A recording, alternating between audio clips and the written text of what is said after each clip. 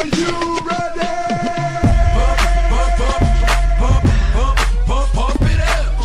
lagi dalam Ngode Ngobrol Demokrasi KPU Kota Pasuruan.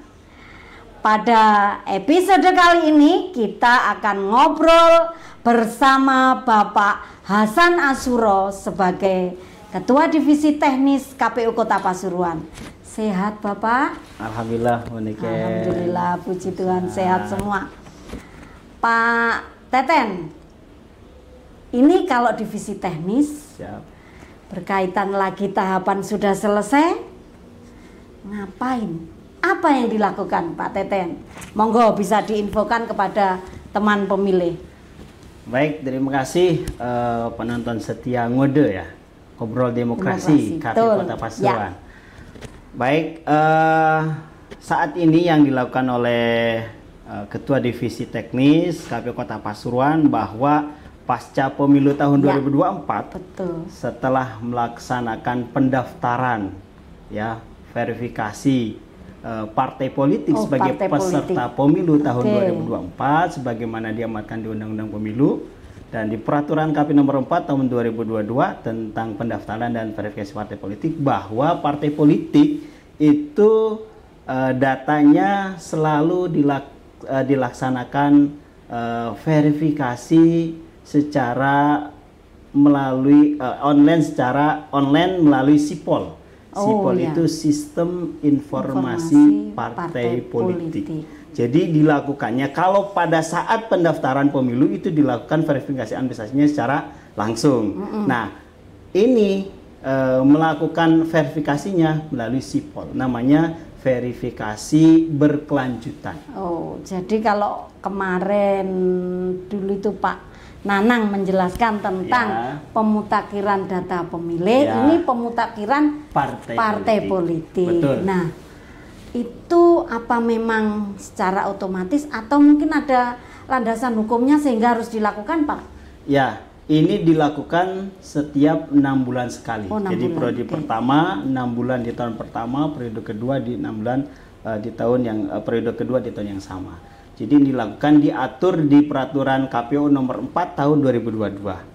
Tepatnya kurang lebih pasal 146 atau di juknisnya Keputusan KPU nomor 1365 terkait dengan pedoman teknis pemutakhiran data partai politik melalui SIPOL.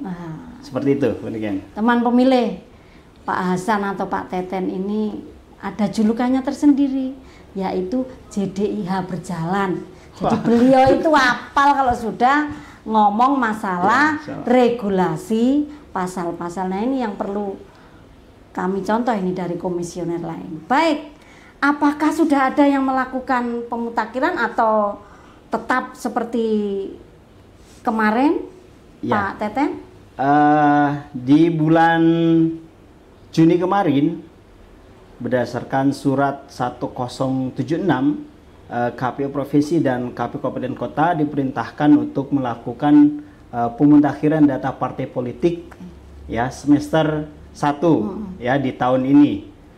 Nah, alhamdulillah KPU Kota Pasuruan bulan Juni kemarin, akhir bulan Juni kemarin sudah melakukan pemutakhiran data partai politik di partai politik tingkat Kota Pasuruan yang ada di Kota Pasuruan begitu.